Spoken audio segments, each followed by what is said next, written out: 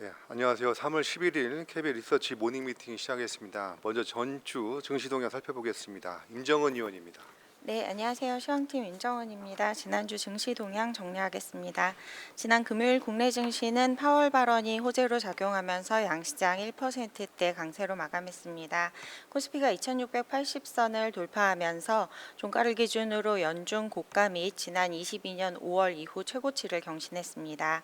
금리 인하에 자신감이 필요하나 그 시점이 머지 않았다는 파월 의장의 비둘기파적 발언에 위험 선호 심리가 강화됐습니다. 국채금리 하락과 AI 성장성 기대감에 국내 반도체주도 강세를 보였습니다. 특히 SK하이닉스가 4%대 급등하면서 17만 원을 돌파했고 삼성전자도 1%대 상승했습니다.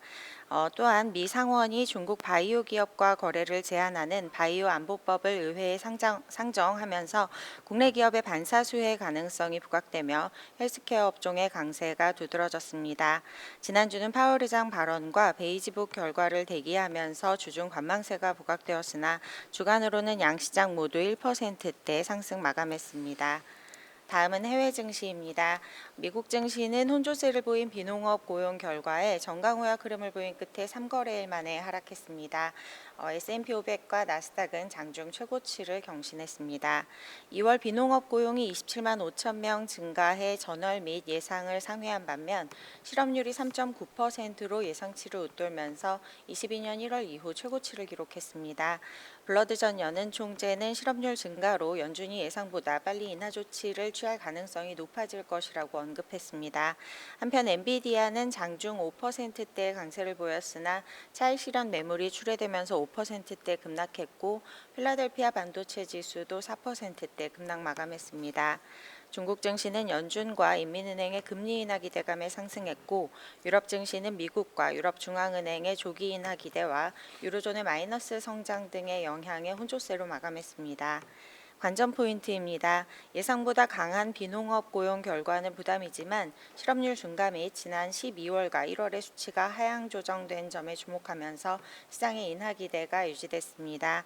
이번 주는 연준이 블랙아웃 기간에 돌입한 가운데 미국 CPI 결과에 관심이 집중될 것으로 예상됩니다. 미국과 국내 선물 옵션 만기일이 예정되어 있어 변동성 확대 가능성에도 유의해야겠습니다. 코스피가 2700선을 앞두고 있는 가운데 미국 반도체 약세는 변수로 작용할 전망입니다. 또한 13일 공매도 제도 개선 간담회가 예정되어 있어 관심이 필요합니다. 이상입니다. 네, 예상보다 강한 비농업 고용 결과로 미 증시가 3일 만에 이제 하락세로 마감했습니다. 이어서 2월 미국 고용 발표 관련 코멘트 들어보겠습니다. 권희진 의원입니다. 네, 안녕하세요. 매크로팀 권희진입니다. 미국에서 2월달 고용 지표가 발표가 됐는데요. 아주 뜨겁지도 그렇다고 차갑지도 않았던 좀 미지근한 숫자가 나왔습니다. 일단 고용자 숫자를 보시면 전월보다 27만 5천 명 증가를 해서 시장 예상치를 큰 폭 웃돌았습니다. 다만 이제 직전 두 달치 값이 많이 하향 수정이 됐기 때문에 실질적으로 이걸 서프라이즈라고 보기는 좀 어려워 보입니다. 1월 달에는 전월비 0.6% 뛰어오르면서 충격을 줬었던 시간당 임금 상승률 같은 경우에 2월에는 0.1%로 안정이 되며 정상화가 되는 모습이었습니다. 미국에서 2월 날씨가 상당히 따뜻했는데요. 날씨가 좋아지면서 경제활동 참가자 수가 늘었고 이 과정에서 실업자도 함께 증가한 걸로 보입니다. 노동시장에서 보통 이제 참여하는 인력들이 늘어나는 경우에 한꺼번에 취업자로 소화가 되지 못하는 경우가 과거에도 종종 있었습니다. 그래서 실업률이 다소 오른 거에 대해서 과도하게 의미를 부여할 필요는 없다라고 생각을 합니다.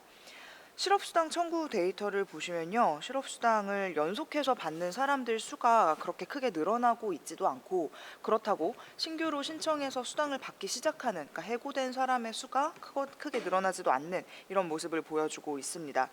근로소득 증가율도 월별로 등락이 좀 있기는 하지만 평균 내서 보자면 전월비 0.4에서 0.5% 사이를 좀 왔다 갔다 하고 있는데요. 물가 상승률보다 좀 더 앞서는 이런 모습입니다. 저소득층 일자리 같은 경우에는 이제 임금 상승률이 상대적으로 높게 유지가 되고 있는 상황입니다. 그래서 고용을 바탕으로 한 소득 흐름이 양호한 이런 상황이기 때문에 가계 건전성을 우려할 만한 상황은 아니다라고 판단을 합니다. 이렇게 무난한 노동시장 덕분에 연준 입장에서는 금리 인하를 특별하게 서두르지 않으면서도 이제 머지않은 때에 인하를 시작할 수 있다라는 입장을 계속해서 유지할 가능성이 높아 보입니다. 경제 활동성은 지난해 하반기보다는 다소 주춤할 가능성이 있지만 이 점도 연준의 정책 기조에는 당위성을 부여할 가능성이 높아 보입니다. 이상입니다. 네, 2월에 미국 고용 시장은 뜨겁지도 차갑지도 않은 그런 고용 시장이라고 할 수가 있겠습니다. 그래서 연준은 금리 인하를 서두르지 않으면서도 기저의 물가 압력이 더 강해지지 않는다면 머지않은 때 금리 인하를 시작할 수 있다는 입장을 유지할 것으로 이렇게 보여집니다. 자, 다음은 ECB 중앙은행 그 코멘트 한번 들어보도록 하겠습니다. 박준호 의원입니다. 네, ECB가 지난 회의에서 기준금리 동결을 결정을 했습니다. 전반적으로 완화적인 부분이 있었다고 생각을 합니다. 왜냐하면 경제 전망과 인플레이션 전망치를 모두 하향 조정했기 때문에 그렇습니다. 우선 기준금리에 대해서는 연준과 마찬가지로 인하 전에 인플레이션 목표 달성에 대한 충분한 확신이 필요하다는 점을 제시를 하면서 기준금리 동결을 결정을 했습니다. 주목해야 될 부분은 경제 전망일 텐데 작년 12월 전망 대비해서 성장률과 인플레이션 전망을 모두 낮췄습니다. 성장률은 0.6%로 이전보다 0.2%포인트 낮췄고요.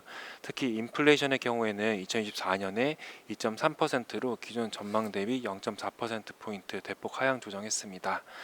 그 배경으로 제시한 부분이 에너지 항목이 기존의 플러스에서 마이너스로 전환될 것으로 전망을 한 부분에서 인플레이션 전망치가 크게 하향 조정됐다고 볼 수 있겠습니다. 주요 전망 기관들과 시장의 컨센서스 중에서 ECB의 인플레이션 전망이 현재 가장 낮은 수준까지 내려왔다라고 보여집니다. 현재 유로 지역의 인플레이션 상황을 놓고 보면 이미 5개월 연속 2%대 YOY 수치를 기록을 하고 있고요. 월간으로 보더라도 6개월 평균 0.2%를 하회하고 있는 상황입니다. 그래서 최근에 인플레이션은 ECB의 기대보다도 더 빠르게 나타나고 있는 상황입니다. 다만 ECB는 임금 상승률 둔화에 따른 기저 인플레이션 압력 감소를 한 번 더 확인을 하고 싶어하는 상황인데 결국 임금 상승률 데이터가 향후 기준금리 인하 타이밍에 결정적인 변수가 될 것으로 생각이 됩니다. 현재 ECB의 위원들은 여름 정도에 기준금리 인하할 것으로 컨센서스가 형성이 되어 있는 상태로 보여지고요. KB증권의 경우에는 6월 6일 회의에서 기준금리 인하를 한번 시사를 하고 7월부터 첫 인하를 단행할 것으로 전망하고 있습니다. 네, 3월 7일이죠. ECB 유럽 중앙은행이 정책금리를 예상대로 동결을 했습니다. 연준과 마찬가지로 이제 기준금리 인하 전에 목표 달성에 대한 충분한 확신이 필요하다고 밝혔는데요. 인플레이션 전망이라든지 경제와 금융 지표, 기저 인플레이션 동화 그리고 통화 정책의 전달 강도에 따라 결정했다고 발표했는데요. 저 컨센서스 마찬가지로 저희 KB증권은 7월달에 인하를 전망을 하도록 하겠습니다. 자, 다음은 글로벌 ESG 브리프 살펴보겠습니다. 김준섭 위원입니다. 예, 안녕하십니까. ESG를 담당하고 있는 김준서입니다. 한 주간 주요 ESG 이슈를 업데이트 드리는 글로벌 ESG 브리프입니다. 금주에는 안티 ESG 관련 ESG 투자자의 움직임과 함께 SEC의 기후 공시 관련 업데이트를 말씀드리도록 하겠습니다. 먼저 안티 ESG 관련 사항입니다. 지난주에는 ISS라고 하는 의결권 자문사와 블랙록이 안티 ESG 관련 대처하는 방법이 눈에 띄는 한 주였다라고 생각이 듭니다. 먼저 ISS의 움직임부터 말씀드려보면 ISS의 컨설팅 부문인 ISS ESG는 자산운용사를 대상으로 안티 ESG 대상 반발을 최소화할 수 있는 의결권 행사 가이드라인을 발표하는 한편 관련 컨설팅 프로그램을 공식화했습니다. 한편 블랙록 같은 경우에는 작년 ESG라는 단어를 공식 커뮤니케이션 채널에서 제외한 바 있는데요. 이를 두고 안티 ESG에 패배했다라는 다양한 의견들이 있었습니다. 그러나 이와 같은 단어가 제외되었습니다만 오히려 ESG 관련 투자 자산 비중은 훨씬 큰 폭으로 늘어났다라는 것이 확인되고 있고요. 블랙록 같은 경우는 이에 대해서 최근 전환기 투자 전략 또는 전환기 투자 모델이다라고 용어를 바꿔서 발표하는 동향입니다. 이와 같은 점에서 저희는 ESG는 본질적으로 정치적인 이념이라기보다는 기업의 사업의 기회나 투자자의 투자 기회로 접근할 필요가 있다라는 점에 주목할 필요가 있다라고 판단을 하고 있습니다. 다음은 SEC 관련 사항입니다. 미국의 SEC는 3월 6일자로 기업의 기후 공시 의무화 규칙을 입법화했습니다. 기후 공시 의무화 규칙에 대한 입법화라는 부분은 연차 보고서에 기업들 입장에서 제출하는 연차 보고서에 직접 배출량과 그리고 또 에너지 사용에 따른 간접 배출량 같은 탄소 배출 관련 또는 기후 위기에 어떻게 대처하고 있다라는 이런 내용들을 제시를 하고 앞으로 어떻게 움직이겠다라는 목표치까지 제시하도록 요구한다라는 점이 포함되어 있다라는 것입니다. 따라서 SEC 같은 경우에 기후공시 의무화 규칙을 통과함에 따라서 다양한 기업들이 그 기후공시를 의무적으로 보고하게끔 바뀌었다라는 점인데요. 이에 따라서 공화당 주도의 10개 주 같은 경우는 이번 기후공시법 자체가 문제가 있다라는 점을 가지고 소송을 제기를 하는 것도 있고요. 미국 상공회의소 역시도 법적 절차를 밟을 가능성이 높은 것으로 판단이 됩니다. 그러나 저희는 이 SEC의 기후공시 의무화 규칙 같은 부분은 오히려 긍정적인 효과가 부각되고 있다는 사실들을 감안을 해보면 실제적으로 기업과 투자자가 움직일 또는 영향을 미칠 가능성이 상당히 높을 것으로 판단을 하고 있습니다. 이번 주는 ESG의 투자자산으로서의 가치와 기업 입장에서 SEC의 영향에 대해서 말씀드린 바 있는데요. ESG가 투자 자산으로서 중요성이 좀 더 부각되는 상황입니다. 자세한 내용 리포트를 참고해 주시면 좋겠습니다. 이상입니다. 네, 글로벌 의결권 자문업체인 IAS가 그 안티 ESG에 대처하는 그런 서비스를 확대를 하겠다는 그런 내용인데요. 자세한 내용은 레포트를 참조 부탁드립니다. 다음은 삼성전자 관련 코멘트입니다. 김동원 의원입니다.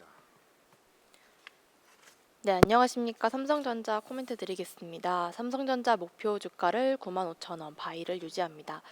1분기 메모리 반도체 영업이익이 2022년 3분기 이후 6개 분기 만에 흑자 전환을 하고 8단 적층 HBM3E 출하가 올 3분기부터 시작될 것으로 보이면서 HBM 경쟁력 우려가 완화되고 마지막으로 파운드리 사업은 하반기부터 선단 공정 가동률 상승으로 흑자 전환이 예상되기 때문입니다. 특히 2024년 메모리 반도체 영업이익은 전년 대비 27조 원 손익 개선이 추정이 되는데요.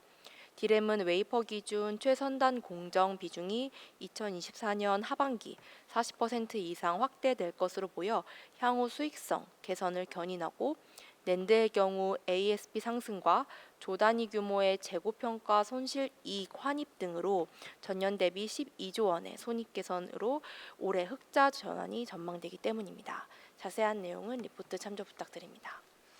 네, 삼성전자 목표 주가 95,000원을 유지하도록 하겠습니다. 1분기 메모리 반도체가 6개 분기만에 흑자 전환이 예상이 되고 8단 HBM3E 출하가 올 3분기부터 시작할 거로 이렇게 보이기 때문에 HBM 경쟁력 우려가 완화되고 있습니다. 그리고 세 번째는 파운드리 산업은 하반기부터 선단 공정 가동률 상승으로 흑자 전환이 예상되고 있습니다. 그리고 2024년 메모리 반도체 영업이익은 전년 대비 27조 원 손익 개선이 추정된다는 그런 내용이었습니다. 바로 이어서 한미반도체 한번 살펴보겠습니다. 박주영 의원입니다. 네, 안녕하세요. 한미반도체 발표드리겠습니다. 제덱이죠. 국제 반도체 표준 협의 기구에서 HBM4 적층 높이를 775 마이크로미터로 완화하기로 결정을 했습니다. 따라서 8단, 12단인 HBM3E 적층 높이가 720 마이크로미터였는데 이것은 사실 16단을 적층하기 위해서는 기술적 한계 봉착을 했었는데요. 따라서 향후 높이가 완화된 만큼 기술의 방향성은 HBM3E 생산 기술을 HBM4에서 또 고도화하는 방향으로 진행될 전망입니다. 따라서 SK하이닉스는 HBM4에서도 어드밴스드 MR 머프를 쓸 가능성이 높아질 것으로 예상됩니다. HBM4 높이 완화 결정으로 하이브리드 본더가 TC 본더를 대체할 우려는 줄어들 전망입니다. 720 마이크로미터 높이에서 16단 적층을 위해서는 마이크로 범프 없는 구리와 구리를 직접 붙이는 하이브리드 본딩 기술이 도입될 것으로 예상이 됐었는데요. 하지만 높이가 완화된 만큼 MR 머프와 NCF 기술 모두 사용이 가능한 TC 본더가 HBM4 생산에서도 적용될 가능성이 높아질 전망입니다. 따라서 TC 본더 대장주인 한미반도체의 독주가 최소 2년 이상 지속될 전망입니다. 지난 2월 SK 하이닉스가 한미반도체 TC 본더를 사용해 12단 HBM3E를 엔비디아에 샘플 공급한 것으로 추정이 되며 2년 후 상용화 예정인 HBM4에서도 한미반도체 TC 본더를 사용할 가능성이 매우 높아졌기 때문입니다. 추가로 한미반도체 TC 본더 추가 수주 가능성도 높아졌습니다. 첫째로 SK하이닉스는 2024년 후공정 패키징에 대해 1.3조 원 투자, 그리고 2025년 HBM 생산을 위한 M15X 팹 완공에 따른 장비 추가 발주가 예상이 되며, 둘째는 다른 HBM 제조사로의 고객사 확장 가능성이 존재하고, 마지막으로 HBM 세대가 거듭할수록 고도화된 TC 본더가 필요한 만큼 HBM4에서도 신규 장비 발주가 지속될 전망입니다. 따라서 한미반도체의 지속적인 수혜가 기대됩니다. 이상입니다. 네, 국제 반도체 표준 협의 기구에서 HBM4 적층 높이를 775 마이크로미터로 완화하기로 결정을 했습니다. 이처럼 HBM4 높이 완화 결정으로 하이브리드 본더가 TC 본더를 대체할 우려는 줄어들 것으로 전망이 됩니다. 이처럼 높이가 완화된 만큼 MR 워퍼와 NCF 기술 모두 사용 가능한 TC 본더가 HBM4에도 적용될 가능성이 높아질 것으로 예상이 됩니다. 따라서 TC 본더 대장주인 한미반도체의 독주가 최소한 2년 이상 지속될 것이라는 박주영 의원의 코멘트였습니다. 자, 다음은 엔터테인먼트 2월 앨범 판매량 업데이트 한번 살펴보겠습니다. 이선화 의원입니다. 안녕하세요. 엔터테인먼트 담당 이선아입니다. 2월 앨범 판매량 업데이트 말씀드리겠습니다. 서클 차트 탑100 기준 2월 앨범 판매량은 총 593만 장으로 하이브가 171만 장을 기록하면서 4사 중 최다 판매량을 기록했습니다. 르세라핌의 미니 3집이 111만 장 판매되면서 하이브의 호조세를 견인했고, 트와이스의 미니 13집이 총 117만 장 판매되었습니다. 특히 초동 판매량도 처음으로 100만 장을 넘어서면서 데뷔 10년 차임에도 성장을 지속하는 모습을 보였습니다. 한편 3월에는 주요 아티스트의 컴백 일정이 3월 말과 4월에 집중되면서 비수기가 예상되는데요. 3월 25일 빌리프랩 걸그룹 아일릿 데뷔 앨범과 3월 29일 BTS 제이홉 스페셜 앨범 발매가 예정되어 있지만 월말 발매로 인해 판매량은 3월과 4월에 걸쳐 분산될 전망입니다. 한편 3월 19일자 빌보드 메인 앨범 차트인 빌보드 200에서 트와이스가 2월 23일 발매한 위드 유스 앨범이 1위를 기록하고 르세라핌이 2월 19일 발매한 이지 앨범은 8위를 기록했는데요. 트와이스는 미니 12집의 2위 기록에 이어 처음으로 1위를 수성하고 K-팝 걸그룹 중 빌보드 200 최다 기록을 수립하는 등 신기록을 이어가고 있습니다. 르세라핌의 미니 3집 타이틀곡인 이지는 3월 9일자 빌보드 메인 싱글 차트인 빌보드 핫백에서 99위를 기록해 르세라핌은 데뷔 1년 9개월 만에 빌보드 핫백에 차트인하고 핫100에 진입한 8번째 K-팝 아티스트에 등극하는 등 글로벌 인기를 실감하고 있습니다. 보다 자세한 내용은 리포트 참고 부탁드립니다. 감사합니다. 네, 그 2월 앨범 판매량 업데이트 자세한 내용 레포트를 첨부 부탁드리겠습니다. 자, 다음은 감성 코퍼레이션 살펴보겠습니다. 한재훈 의원입니다. 네, 감성코퍼레이션 말씀드리겠습니다. 감성코퍼레이션 4분기 실적은 매출액 711억 원, 그리고 영업이익 151억 원을 기록하면서 시장 기대치를 소폭 하회하였습니다. 지난 겨울 같은 경우에는 예년 대비해서 기온이 좀 따뜻하게 유지가 됐고요. 그러면서 겨울용 의류에 대한 수요가 다소 부진했기 때문이다라고 보시면 되겠습니다. 그럼에도 불구하고 50% 이상의 성장을 달성한 것은 결국엔 중경량 패딩의 튼튼한 성장 때문이고, 오히려 수익성 같은 경우에는 개선이 됐는데 개선 요인은 정상품 판매 비율이 확대가 됐고, 그리고 온라인 매출이 증가했으며 수익성이 좋은 패션 용품 판매가 증가했기 때문입니다. 2024년도 예상 실적은 매출액 2,509억 원, 그리고 영업이익 506억 원을 전망합니다. 2024년 같은 경우에는 그동안 타사 대비 부족했었던 스타일 확장이 SS 시즌부터 바로 시작이 되고요. 대만이나 중국 같은 해외 매출 신장에도 본격적으로 힘을 실을 걸로 보이기 때문입니다. 그리고 겨울용 헤비아우터가 올해 출시 2년차를 맞습니다. 따라서 겨울용 헤비아우터 제품 판매량 증가가 실적 증가에 긍정적인 영향을 미칠 것으로 보고 있습니다.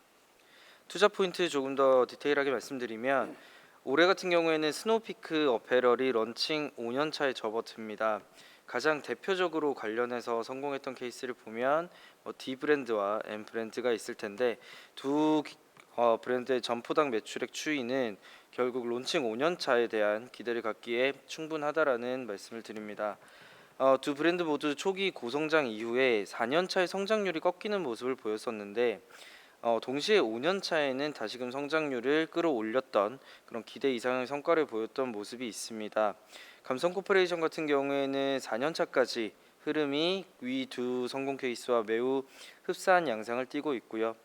5년차인 올해에는 스타일 확장 그리고 해외 매출 성장 그리고 헤비아우터 제품에서까지 성장을 기대할 수 있기 때문에 과거의 피어 그룹과 유사한 성장 흐름을 보일 것으로 기대하고 있습니다. 그리고 4년차였던 2023년 이상 기후로 인해 겨울 의류 수요 감소 영향이 실제 실적에도 영향을 미친 것으로 보이는데 이것은 브랜드 가치의 훼손이나 확장성과는 무관하다라고 볼 수 있습니다. 그래서 일시적인 이슈로도 볼 수가 있고요. 따라서 작년 부진했던 실적이 올해는 오히려 낮은 기저로 작용하면서 기대 이상의 성장성을 보여주는 한 해가 될 수 있다는 점에 주목합니다. 리스크 요인은 경기 흐름이나 해외 매출 같은 경우에는 추정치에 반영이 되어 있지 않습니다. 따라서 추정치 상향이나 하향은 관련해서 있을 수 있다라는 말씀드립니다. 이상입니다. 네, 감성코퍼레이션 지난해 4분기 실적은 매출액 711억 원, 영업이익 151억 원으로 시장 기대치를 소폭 하회를 했습니다. 그렇지만 50% 이상의 그 매출 성장을 달성한 것은 중경량 패딩의 탄탄한 성장 때문이라고 할 수가 있겠습니다. 올해 2024년 예상 실적은 매출액 2,509억 원, 영업이익 506억 원으로 예상을 합니다. 자세한 내용은 레포트를 참조 부탁드립니다. 이상으로 3월 11일 KB 리서치 모닝 미팅 마치도록 하겠습니다. 감사합니다.